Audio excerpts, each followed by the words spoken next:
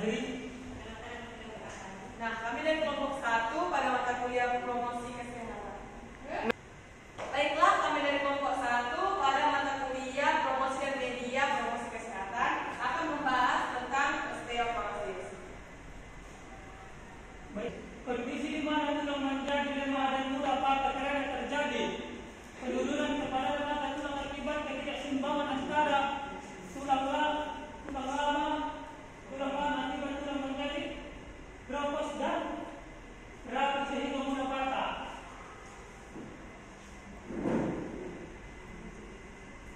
Ini kan gejalanya nyeri tulang itu jadi kan keropos di tulangnya. Terus punggung tulang itu kan ada di bagian kayak punggung tulang itu dan tulang patah. Dia kalau jatuh itu ada di punggung tulangnya di sini, nyeri-nyeri di bagiannya. Terus ada pengurangan tinggi badan. Pengurangan tinggi badan itu kan misalkan dari turun tinggi badannya kuat, misalnya dia ukur dari tinggi badannya 160 kan jadi pengurangan dari tinggi badan aja.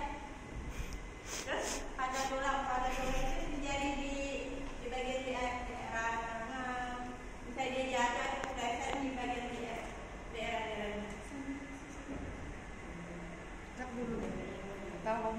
Nah, Baiklah Bapak Ibu, saya akan menjelaskan kembali apa itu osteoporosis. Jadi, osteoporosis ini diambil dari dua kata, yaitu osteo yang artinya tulang dan porosis artinya rapuh atau ada bolongan di tengah.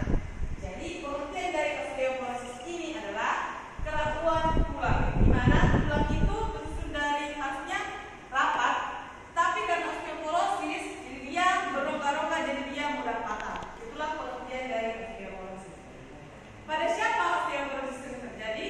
Umumnya wanita memiliki masa tulang yang lebih renggang dibandingkan laki-laki. Jadi sangat berisiko pada wanita-wanita yang sudah menopause atau di atas 50 tahun. Lebih berisiko terkena osteoporosis. Apa gejala-gejala yang bisa kita rasakan ketika kita sudah terkena osteoporosis? Yang pertama, ada nyeri pada tulang. Nyeri pada tulang, nyeri pada sendi itu termasuk dari gejala osteoporosis. Yang kedua, bungkuk. Jadi buat Bapak Ibu yang sudah melihat temannya bungkuk, sejadi dia osteoporosis. Jadi jangan bungkuk-bungkukkan ya Bapak Ibu. Kemudian pengurangan tinggi badan. Ini termasuk juga karena tidak kadar kalsium di tulangnya, jadi dia nggak tumbuh, jadi dia tetap pendek.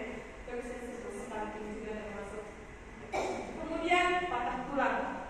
Of course, karena sudah berongga, jadi tulangnya pasti akan mudah patah. Itu kenapa opung-opung yang udah tua berolahraga itu nggak usah berat-berat, takut tulangnya patah karena sudah osteoporosis.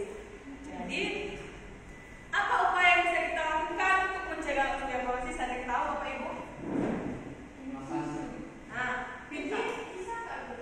Pijit? Nah, bisa juga, tapi untuk kalangan-kalangan muda. Jadi langkah-langkah yang bisa kita lakukan Bapak Ibu biar kita nggak terkena osteoporosis ini dimulai dari kita anak-anak. Kalau kita memiliki anak, kita bisa menerapkan yang namanya kuat. Apa itu Kak? Kuat dalam konsumsi kalsium dan vitamin D yang ada kuat. Dari mana kita bisa mendapatkan kalsium? Ada yang tahu? Susu. Terima kasih atas jawabannya. Tapi yang lebih tepatnya kita bisa mendapatkan kalsium dari susu. Jadi pastikan anak Bapak Ibu semua diberi susu. Susu yang mengandung kalsium. Oke? Segar. Ikuti sangat segar. Kalau susu-susu formula bisa kita lihat di ingredients apakah dia susu yang mengandung kalsium, zinc, begitu. Yang pasti bertanya kepada kelompok 1,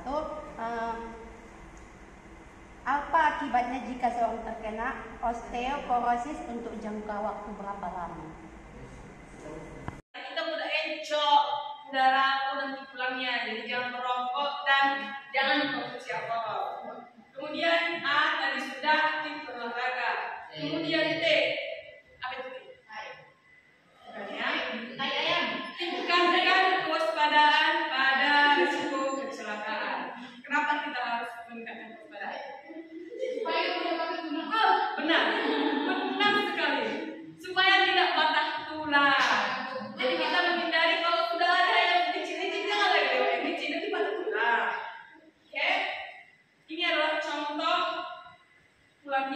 Jadi masa kurangnya padat.